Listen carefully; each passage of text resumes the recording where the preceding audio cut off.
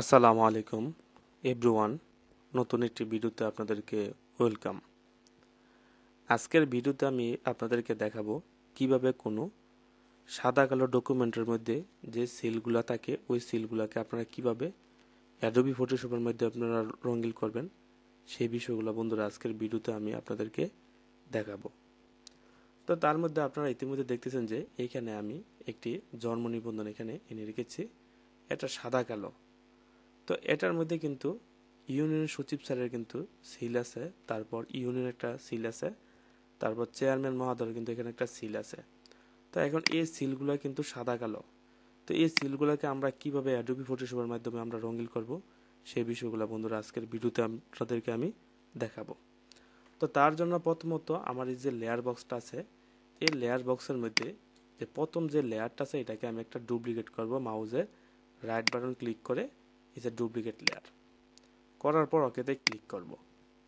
ওকেতে ক্লিক করার পর এখান থেকে আমি ইমেজে যাওয়ার পর অ্যাডজাস্টমেন্ট, এখান থেকে কালার ব্যালেন্স। তো আমি এই কালার ব্যালেন্সটা আমি করব কি, ইউলি যে কালারটা আছে এটাকে আমি এদিক দিয়ে বাড়িয়ে দিব। বাড়িয়ে দেওয়ার পর ম্যাজেন্ডা যে কালারটা আছে এটাকে এদিক দিয়ে বাড়িয়ে দিব। তারপর রেড কালারটাকে আমি বাড়িয়ে দিব। বাড়িয়ে দেওয়ার পর ওকেতে ক্লিক করব। আবার আমি ইমেজে যাওয়ার পর অ্যাডজাস্টমেন্ট, এখান থেকে ব্রাইটনেস, এখান থেকে কন্ট্রাস্ট যে এটা আছে এটাকে আমি এদিক দিয়ে বাড়িয়ে দিব। বাড়িয়ে দেওয়ার পর ওকেতে ক্লিক করব। ক্লিক করার পর এটা কিন্তু বন্ধুরা পুরোটা কিন্তু রঙিন কিন্তু হয়ে গেছে। কিন্তু আমি পুরোটা তো রঙিন করব না, করব শুধু এই সিলগুলারকে রঙিন শুধু করব।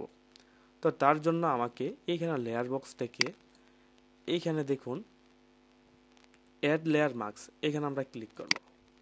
ক্লিক করার পর কিবোর্ড থেকে কন্ট্রোল আইতে ক্লিক করব। এই যে দেখুন বন্ধুরা পুরোটা কিন্তু আবার আগের মতো সাদা কালো হয়ে গেছে। তা এখন আমার কাজ হচ্ছে শুধু এই যে এইখানে যে ইউনিয়ন সচিব স্যারের যে স্বাক্ষরটা আছে, সিলটা আছে, এটাকে আমি রঙিন করব। তারপর এখান থেকে ইউনিয়নের যে সিলটা আছে এটাকে আমি রঙিন করব। তারপর চেয়ারম্যান মহোদয়ের যে সিলটা আছে এটাকে রঙিন করব।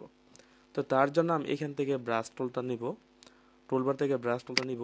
নেওয়ার পর এইখানের মধ্যে দেখুন বন্ধুরা আপনার ব্যাকগ্রাউন্ড যে কালারটা আছে এটা কিন্তু কালো আছে এবং ফরগ্রাউন্ড কালারটা কিন্তু সাদা আছে। তো এক সেমই থাকবে। সেম থাকার পর এখান থেকে যে ইউনিয়ন মহোদয় সচিবের যে সিলটা আছে এটার উপরে আমি ব্রাশ টুলটি মাউজের লেফট বাটন ধরে আমি এদিক দিয়ে দিব। এই যে দেখুন বন্ধুরা কালার কিন্তু হয়ে যাচ্ছে। এই যে দেখুন,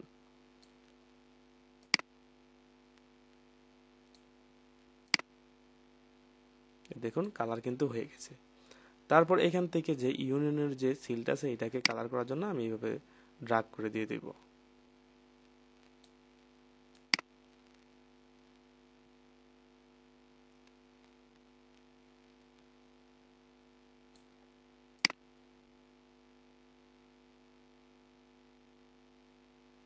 এই যে দেখুন ইউনিয়নের যে একটি লোগো আছে লোগোটা কিন্তু কালার হয়ে গেছে।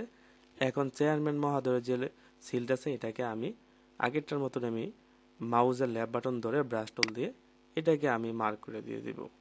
এই যে দেখুন এটা কিন্তু কালার হয়ে যাচ্ছে।